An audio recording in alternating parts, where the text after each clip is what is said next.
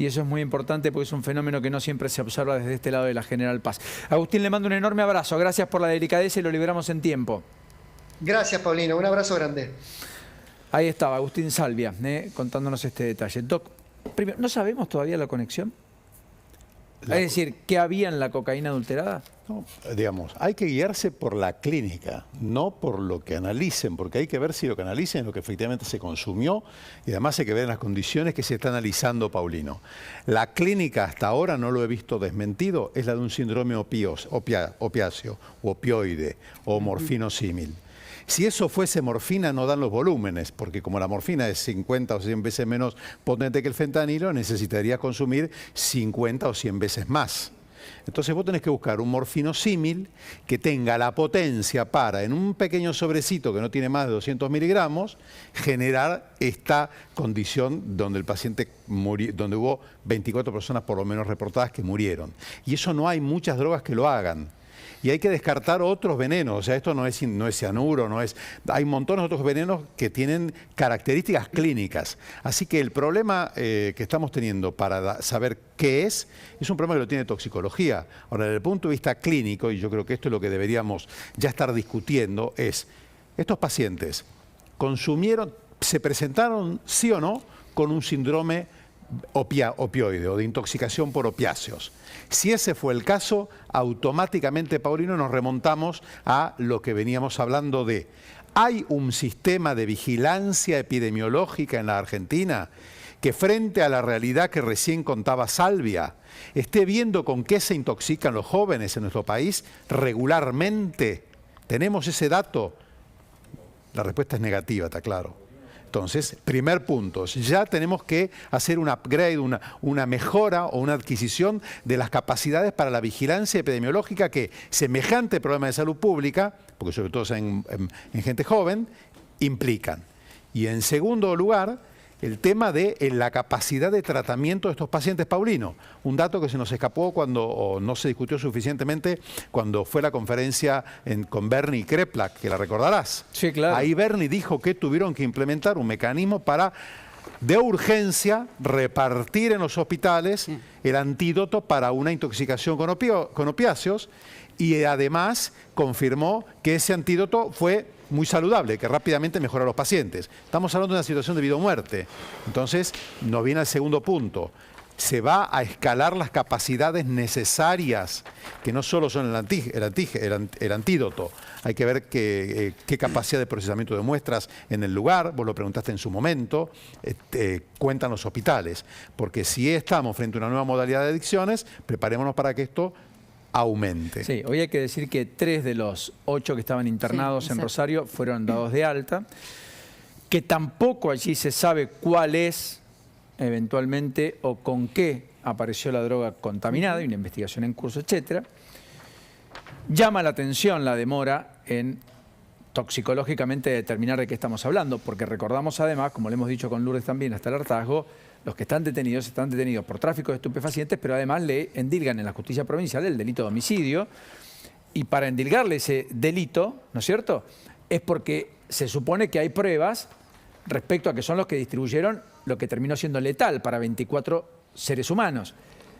Ahora, esa conexión lo van a determinar los estudios. Si lo que secuestraron en los hogares de los que allanaron y están presos es el mismo envoltorio que había en el cuerpo de los que murieron.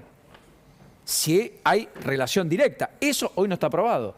Así es. Y el juez está pidiendo aparte que se le nada impute el delito de envenenamiento, Paulina, a las personas estas. Además ahora habría una imputación adicional que es envenenamiento. Está muy bien. En el medio de todo esto, la política que hace, mire, Bernie le dijo primero a Aníbal Fernández que era patético por lo que había hecho Aníbal Fernández con el tuit que parecía marcar distancia y un cuestionamiento severo a Bernie cuando había pedido a la provincia de Buenos Aires que los que habían consumido cocaína en las últimas 24 horas, los que habían comprado, no la consuman, porque podía estar adulterada.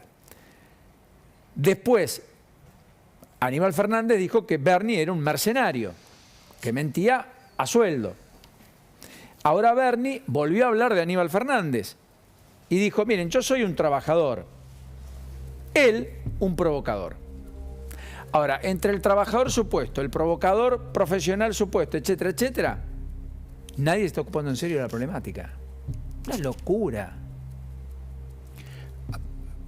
Quizás se pudiera poner en perspectiva lo que dijo Salvia, Paulino, porque es muy relevante para lo que estamos hablando.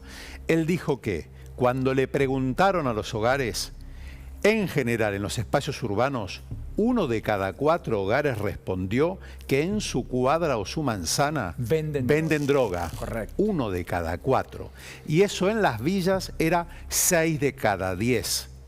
Es más probable encontrar un narcotraficante que encontrar un kiosco. Paulino. Claro, te lo pondría así. Quizás no un narcotraficante, sí alguien que vende, claro, sí un espacio donde se... Narcomenudeo. Bueno, está bien, pero que tiene en la cadena a alguien que es el origen, que es el pez gordo, el que tiene toda la logística, toda la organización, criminal además en muchos casos, para poder llegar a ese punto de venta. Que claramente no es el país, así, aclaro. No. País era el que transportaba en un remis de una villa a otra. Después se habrá quedado con algunos empontones, después habrá hecho algún negocio adicional. ¿Está bien? Es uno de los que aparece. Ahora, el pez gordo, el Pablo Escobar de Colombia, que está claro que no es el paisa, ¿no es cierto? Con el mayor de los respetos. Ahora, ¿dónde está? ¿Quién es? ¿Lo conocemos? ¿Sabemos? ¿Hay inteligencia criminal que está yendo contra ellos? ¿Tenemos en la AFI la mirada atenta respecto a este flagelo para que no sea tarde cuando lo querramos abordar y ya sea imposible sacarlo?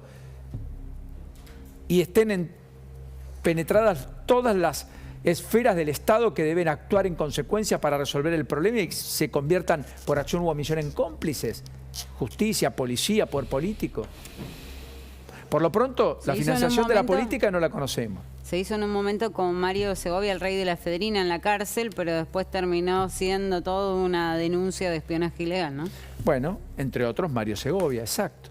Bueno, en cualquiera de los casos, a esta problemática del crimen organizado instalado se le opone ese Estado desorganizado, de compartimentos estancos, desarticulados, sin plan, sin hoja de ruta, que tiene en las máximas expresiones de la Argentina, Aníbal Fernández, ministro de Seguridad, Sergio Berni, ministro de Seguridad de la provincia más relevante del país y donde se produjeron los hechos de la cocaína adulterada y los muertos, como en la provincia de Buenos Aires, insisto, peleándose hasta por Twitter. Y el último eslabón es el tuit del propio Aníbal Fernández diciendo: por la mañana me agravia Berni y por la tarde Bullrich. Te dije que eran lo mismo. Yo pregunto, ¿nadie los convoca al orden? ¿Nadie manda? ¿Tienen autonomía? ¿Son libres pensadores? ¿O es funcional a la distracción, ya que hablemos de eso y no de lo importante? Además, hay algo importante. En la Argentina pensó, porque como todo en la Argentina, alguien lo pensó correctamente y después se hace desvirtuadamente. Pero acá hay un instituto que se dedica a las cuestiones del narcotráfico, en teoría, con integralidad, desde la dimensión de la salud, la dimensión social y la dimensión criminal. No estamos escuchándolo. Y es crítico tener esa, porque ese instituto fue diseñado para hacer la política de Estado indispensable a mediano y largo plazo. Independientemente de los gobiernos de turno, correcto. Correcto. Bueno, nos vamos a la calle a todo esto. Ya nos metemos de lleno en la historia del agua escondido en un ratito, en minutos nada más, porque sigue un conflicto creciente, con ribetes múltiples, que lo va a contar Javier Lanari. Ya volvemos con Lourdes Marchese, nos metemos de lleno en los temas judiciales pendientes, pero la calle dice y muestra estas imágenes.